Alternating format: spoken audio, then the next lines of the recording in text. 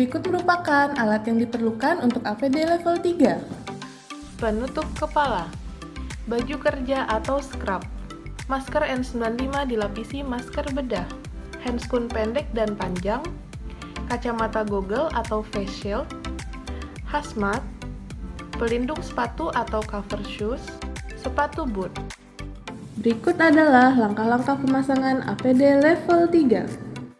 Pertama, lepas aksesoris yang sedang dikenakan. Kedua, gunakan baju kerja atau scrub sebagai baju lapis pertama.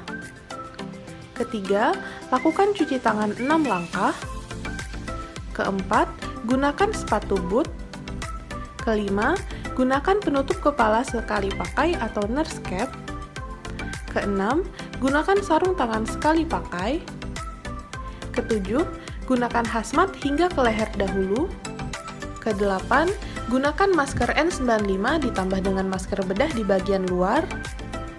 9. Gunakan kacamata pelindung atau goggles.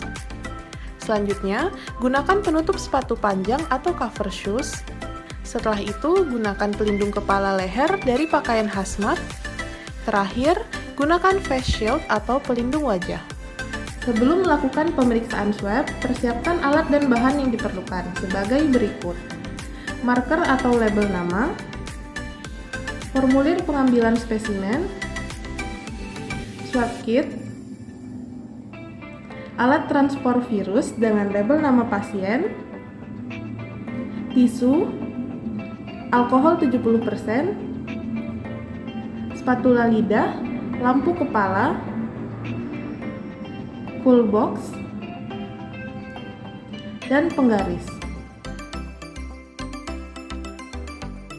Peserta swab dewasa duduk berhadapan dengan pemeriksa dan peserta diminta untuk menengadahkan kepala. Video ini merupakan posisi yang salah. Di sini terlihat kepala peserta kurang menengadah. Peserta anak dipangku orang tua dengan posisi kaki anak dijepit, kedua tangan orang tua menahan kepala anak, dan kepala diposisikan menengadah. Berikut merupakan gambar posisi yang benar dan dibandingkan dengan posisi yang salah. Buang seluruh sekret atau cairan dari hidung. Untuk dewasa dapat melakukannya sendiri, sedangkan untuk anak dapat dibantu oleh pemeriksa.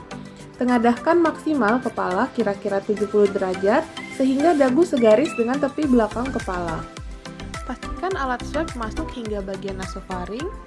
Diperkirakan melebihi cekungan area tengah swab atau kurang lebih 1 hingga 2 cm melebihi area cekungan yang mana tergantung dari setiap pasien. Selanjutnya, buka dan ambil alat swab steril yang masih dalam kemasan baru. Selanjutnya merupakan contoh-contoh yang salah.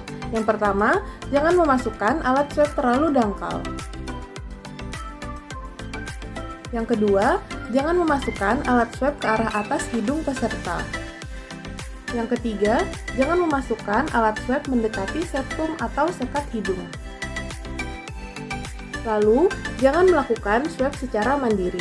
Sebaiknya dilakukan oleh tenaga ahli.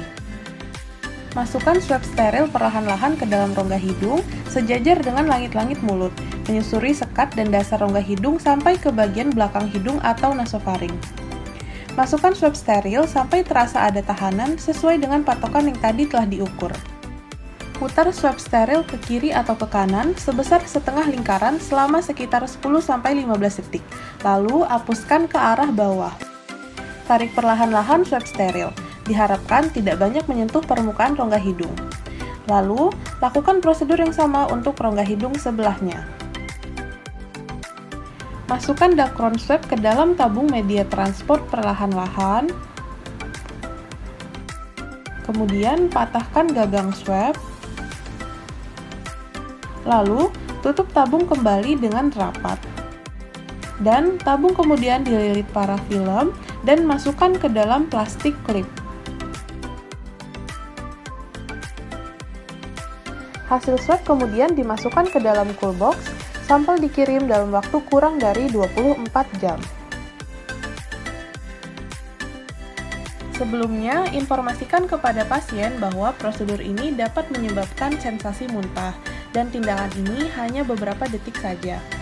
Lalu, pastikan kepala pasien tetap dalam posisi tengadah. Pasien diminta membuka mulut dengan lebar dan lidah tetap di dalam rongga mulut.